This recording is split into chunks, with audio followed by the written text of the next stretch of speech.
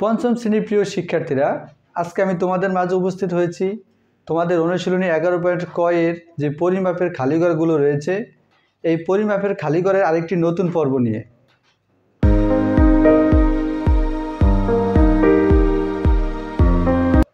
Hello viewers, আজকে আমি তোমাদের সাথে আলোচনা করব তোমাদের পরিমাপ অধ্যায়ের খালিঘরগুলো কিভাবে খুব সহজে নির্ণয় করা যায় এই বিষয়টি নিয়ে।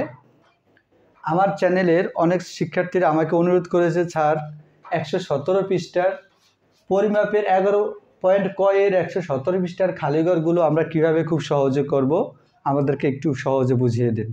তাই তাদের অনুরোধে আজকে আমার এই ভিডিওটি।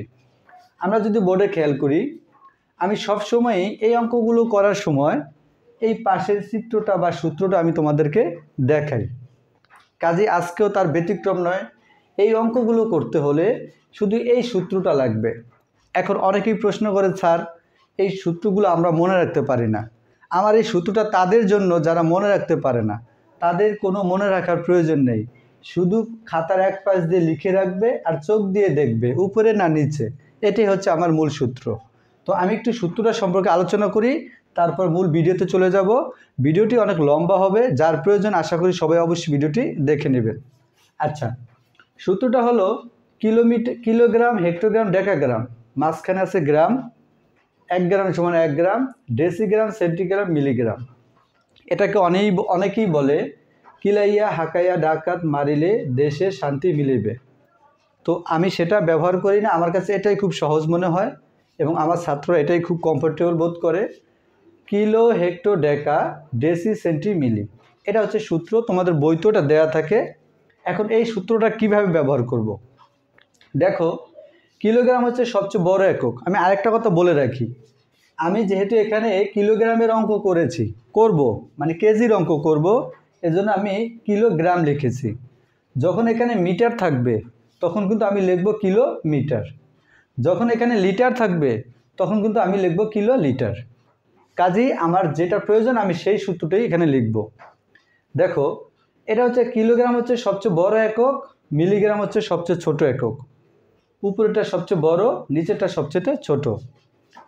ছোট একক, ছোট থেকে বড় এককে গেলে, মনে করো ছোট থেকে তুমি এই মিলিগ্রাম থেকে সেন্টিগ্রামে যাবে, সবচেয়ে নিচেরটা হচ্ছে সবচেয়ে ছোট এবং উপরগুলো হচ্ছে বড়। তাহলে ছোট থেকে বড় এককে গেলে মানে নিচ থেকে উপর দিকে গেলে ভাগ করতে হবে। এবং উপর থেকে যদি নিচে যাই মানে বড় একক থেকে, যেমন কিলোগ্রাম থেকে যদি আমি হেক্টোগ্রাম করি তাহলে উপর থেকে নিচে গেলাম, তাহলে উপর থেকে নিচে গেলে মানে বড় থেকে ছোট এককে গেলে গুণ করতে হবে। এখন আসো, এক ধাপ বড় করতে হলে 10 দ্বারা ভাগ, মানে মিলিগ্রাম থেকে যদি ডেসিগ্রাম বের করবে তা মিলি থেকে ডেসি কয় ধাপ? 1 ধাপ, 2 ধাপ। তা 2 ধাপ উপরে হলে 100 দ্বারা ভাগ, 3 ধাপ উপরে হলে 1000 দ্বারা ভাগ। ঠিক একইভাবে যদি বড় থেকে ছোট করো মানে কিলোগ্রাম থেকে হেক্টো করো, হেক্টো থেকে ডেকা করো, মানে বড় থেকে উপর থেকে নিচে করো, 1 ধাপ নিচে গেলে 10 দ্বারা গুণ, 2 ধাপ নিচে গেলে 100 দ্বারা গুণ, 3 ধাপ নিচে গেলে 1000 দ্বারা গুণ। মোট কথা উপরে গেলে ভাগ এবং নিচে গেলে গুণ। এটা হচ্ছে আমার মূল সূত্র। এটা দিয়ে আমি খুব সহজ অঙ্কগুলো করব। আমি আবার বলছি, উপরে গেলে ভাগ, নিচে গেলে গুণ। মানে মিলিগ্রাম থেকে যদি সেন্টিগ্রাম করো তাহলে নিচ থেকে উপরে গেছো, তাহলে উপরে গেলে ভাগ, 1 ধাপ উপরে গেলে 10 দ্বারা ভাগ, 2 ধাপে 100, 3 ধাপে 1000। ঠিক একইভাবে 1 ধাপ নিচে গেলে 10 দ্বারা গুণ, 2 ধাপ নিচে গেলে 100 দ্বারা গুণ, 3 ধাপ নিচে গেলে 1000 দ্বারা গুণ। এবার দেখো এই সূত্রটা দিয়ে আসলে অঙ্কগুলো করা সহজ না কঠিন। 1 নম্বর যে অঙ্কটা ছিল 6285 গ্রাম, এটাকে কেজি করতে হবে এবং গ্রাম করতে হবে। এই যে একটা সমান চিহ্ন দেখতে পাচ্ছ তোমরা, এই সমান চিহ্নের আগের এই দুইটা এককে আগে প্রকাশ করব, তারপরেরটা আবার পরে। তাহলে দেখো এখানে আছে গ্রাম, তো গ্রাম থেকে আমি কেজি করব। গ্রাম থেকে প্রথম ঘরটা হচ্ছে কেজির ঘর। এবার তোমরা সূত্রে চলে যাও। এটা হচ্ছে গ্রাম, এই যে 1 গ্রাম সমান 1 গ্রাম মাঝখানে।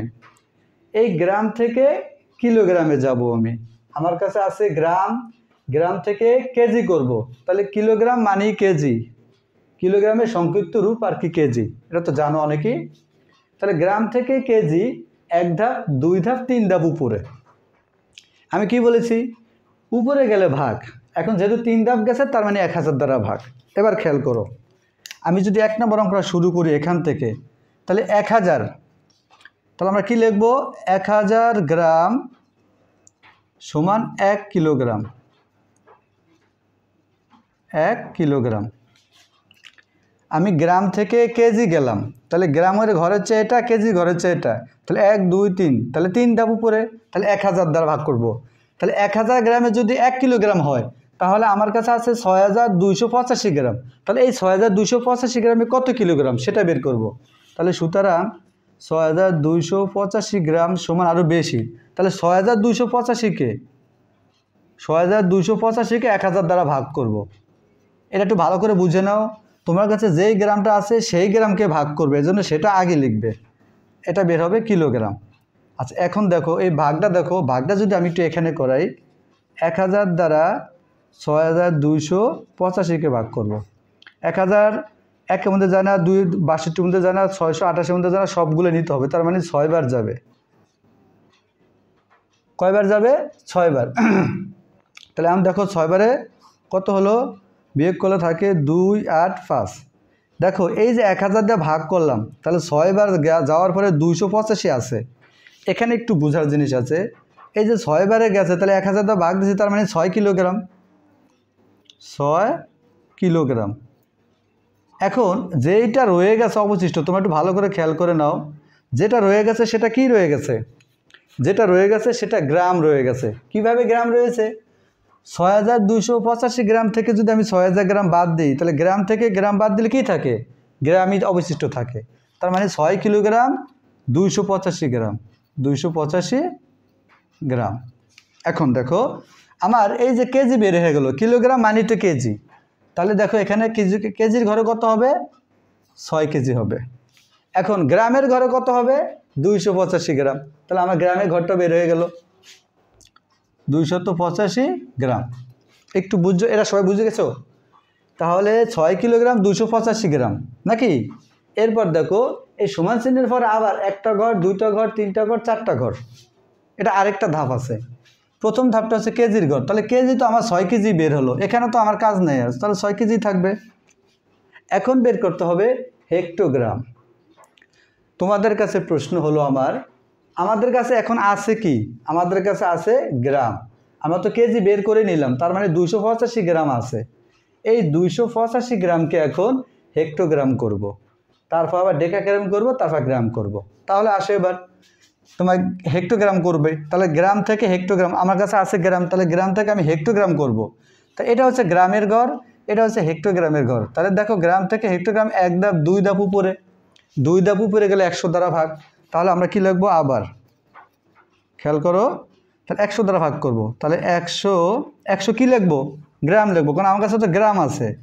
তাহলে 100 গ্রাম সমান 1 হেক্টোগ্রাম, মানে হেগ্রা।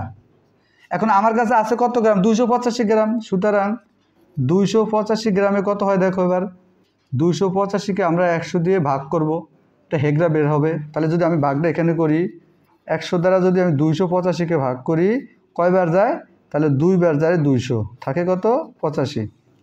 এখন দেখো তাহলে কত বের হলো? 2 হেগ্রা বের হলো। 2 হেগ্রা বের হওয়ার পরে যেটা রয়ে গেছে সেটা কি রয়ে গেছে? বিয়োগ করার পরে 285 গ্রাম ছিল, সেখান থেকে 200 বাদ দিলে 85 রয়ে গেছে। তাহলে গ্রাম থেকে গ্রাম গেলে তো গ্রামই থাকে, তার মানে 85 গ্রাম অবশিষ্ট আছে আমার কাছে এখন আর। তাহলে হেক্টোগ্রাম, তাহলে হেক্টোগ্রাম আমি পেলাম কত? 2 হেক্টোগ্রাম। এবার আসো শিক্ষার্থীরা, ডেকাগ্রাম বের করতে হবে। এখন আমার কাছে আছে কি? আমার কাছে আছে 85 গ্রাম। এখন গ্রাম থেকে ডেকাগ্রাম করব। তোমরা নিজেরা চোখ দিয়ে দেখে নাও, এটা হচ্ছে গ্রামের ঘর, এটা হচ্ছে ডেকাগ্রামের ঘর। গ্রাম থেকে ডেকাগ্রাম 1 ঘর উপরে, তাহলে 1 ঘর উপরে 10 দ্বারা ভাগ করতে হবে। তাহলে আবার আমরা লিখবো কি দেখো, আবার তাহলে গ্রাম থেকে ডেকাগ্রাম 1 ধাপ উপরে 10 দ্বারা, তাহলে 10 গ্রাম সমান 1 ডেকাগ্রাম। ডেকাগ্রাম। তাহলে আমার কাছে আছে কত? আমার কাছে আছে 85। সুতরাং 85 গ্রাম সমান, এখন এই 85কে আমরা ভাগ দিব 10 দ্বারা। 85 ভাগ আমার কাছে যতটুকু আছে সেটাকে 10 দ্বারা ভাগ দিব, ডেকাগ্রাম বের হবে। এখন দেখো ভাগটা যদি আমি এখানে করি, 10 দ্বারা 85কে ভাগ করলে 8 বার যায়, 8 10 80 থাকে 5, তার মানে 8 ডেকাগ্রাম। 8 ডেকাগ্রাম। আর যেটা অবশিষ্ট আছে সেটা কি আছে? 5 গ্রাম আছে। এবার শিক্ষার্থীরা দেখো, তাহলে 8 ডেকাগ্রাম। তাহলে আমি ডেকাগ্রামে যে ঘর আছে সেটাকে দেবো আমি 8 এবং 5 গ্রাম, এখানে 5 গ্রাম রয়ে গেছে। তাহলে এটা হচ্ছে গ্রামের ঘর, এখানে আমরা 5 বসিয়ে দেব। প্রিয় শিক্ষার্থীরা, এবার তোমরা দেখো আমার অঙ্কগুলো কোনো কাটাছিড়া ছাড়া একবারই সম্পূর্ণ সমাধান হলো কি না। এটা যদি তোমরা সূত্র ছাড়া করতে যাও তাহলে কোনোভাবেই মিলাতে পারবে না, কাটাছেঁড়া করতে হবে, পরীক্ষাটা ঝামেলা হবে। তাহলে এই হচ্ছে আমার 1 নম্বর অঙ্কের সমাধান। আমি সবগুলো অঙ্কের সমাধান দেওয়ার চেষ্টা করব, ভিডিওটি অনেক লম্বা হবে, তাই তোমরা যদি প্রয়োজন হয় ভিডিওটি শেষ পর্যন্ত দেখে নেবে। এরপর যদি আমরা 2 নম্বর অঙ্কটা খেয়াল করি, 2 নম্বর অঙ্কটা দেখো একটু, আমি চেষ্টা করব সবগুলো অঙ্ক তোমাদের মাঝে দেওয়ার। দেখো 2 নম্বর যে অঙ্কটা ছিল 9060 গ্রাম, কেজি গ্রাম, আবার এটাকে আবার 2 ভাগে ভাগ করতে হবে, কেজি আবার ডেকাগ্রাম। মানে এই যে সমান চিহ্ন দেখো, সমান চিহ্ন আগে এককে প্রথমে প্রকাশ করব, তারপরে সমান চিহ্ন পরের এককে প্রকাশ করব। তাহলে দেখো গ্রাম থেকে কেজি, গ্রাম থেকে কেজি, এটা গ্রামের ঘর, এটা কেজির ঘর, 1 ধাপ 2 ধাপ 3 ধাপ, উপরে গেলে ভাগ, 3 ধাপ উপরে গেলে 1000 দ্বারা ভাগ দিতে হবে। তাহলে আমরা কি লিখব, 1000 গ্রাম সমান কত, 1 কেজি। 1 কেজি, কেজি বা কিলোগ্রাম কিন্তু একটাই, কেজি সংক্ষিপ্ত, কিলোগ্রামের সংক্ষিপ্ত রূপ হলো কেজি। তাহলে এখন আমার কাছে আছে কত গ্রাম, 6060 গ্রাম, সরি 9060 গ্রাম। তাহলে এই 9060 গ্রামে কত কেজি হয় সেটা বের করব। তার মানে আমরা 9060কে ভাগ দিব 1000 দ্বারা, এটা কেজি বের হবে। আচ্ছা ধরো যদি আমি 1000 দ্বারা ভাগ করি, একটু খেয়াল করো সবাই, 9060কে, তাহলে 9 বার যায় 9000, থাকে কত, 60। এই ভাগটা একটু খেয়াল করো, তুমি সকল অঙ্ক বুঝো কিন্তু ভাগফল বের করতে পারো না, অঙ্ক হবে না। দেখো 1000 কি 60-এর ভিতরে যায়, যায় না।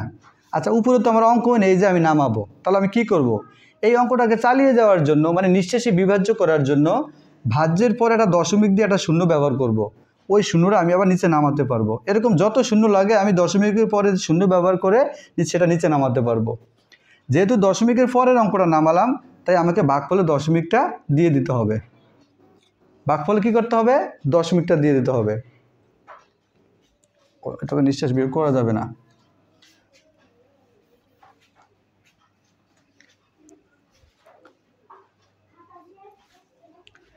এরপর আমরা যদি ভাগটা যদি আমি এখানে করি, দেখো 1000 দ্বারা আমরা 9060কে ভাগ করব।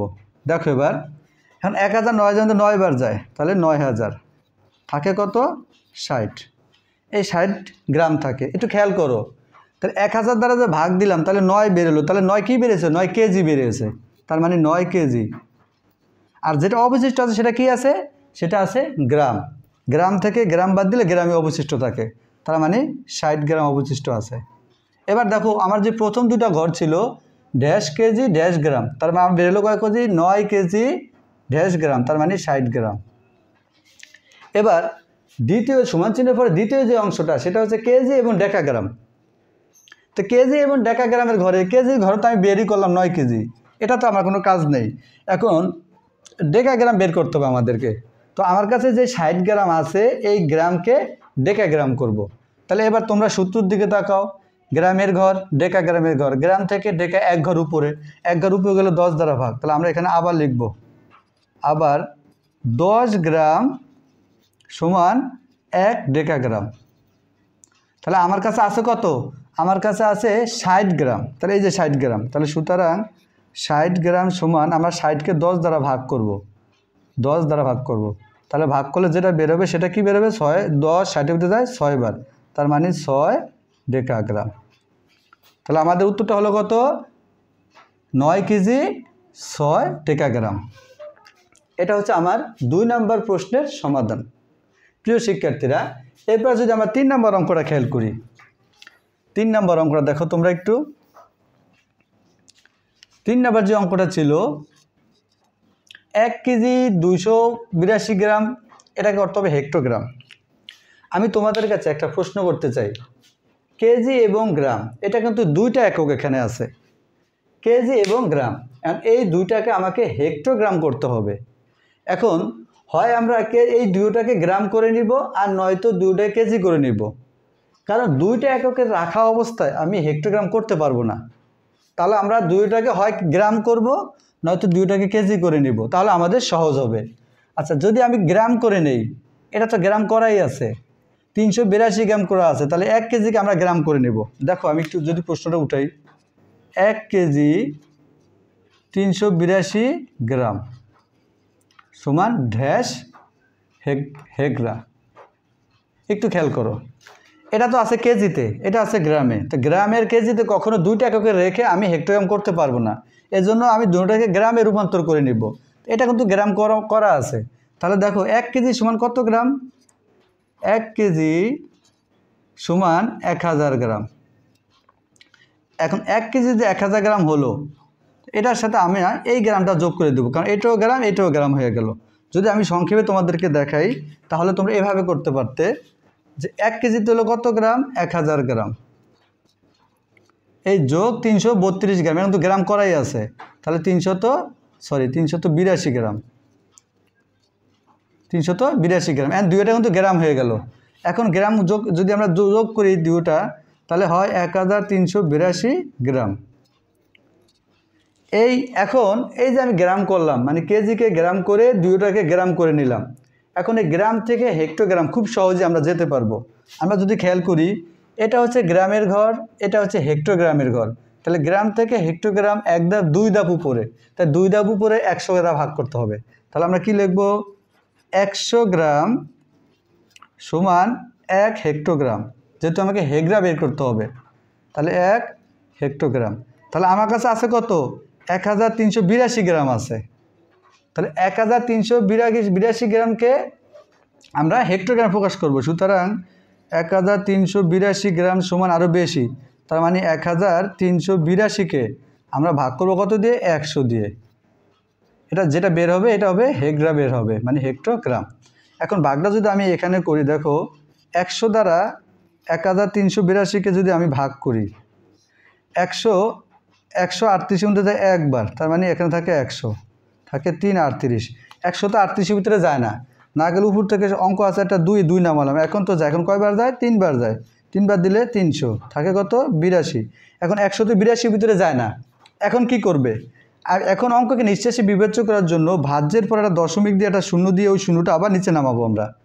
এই শূন্যটা আমার প্রয়োজন অনুসারে আমি আরেকটা দিতে পারবো, আমার একাধিক শূন্য ব্যবহার করতে পারবো।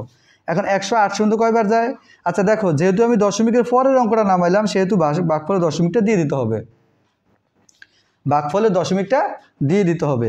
এখন দেখো 108 মধ্যে কয়বার যায়, 8 বার যায়, থাকে কত, এই 20, বিয়োগ করলে 20 থাকে, এখানে 120 মধ্যে যায় না, কি করব, আমি আগেই বলেছি ভাজ্যের পরে দশমিক দিয়ে দশমিকের পরে আমার যত শূন্য লাগে সেটা আমি আবার নিচে নামাতে পারবো। এখন 100 মধ্যে কয়বার যায়, 2 বার যায়, তার মানে এখানে 200। তাহলে আমার কত হলো, 13.82 হেক্টোগ্রাম। প্রিয় শিক্ষার্থীরা, তার মানে আমার 3 নাম্বার যে প্রশ্নের উত্তর সেটা হচ্ছে 13.82 হেক্টোগ্রাম। তাহলে এখানে তোমরা লিখবে 13.82 হেক্টোগ্রাম। এরপর যদি আমরা 4 নম্বর অঙ্কটা খেয়াল করি,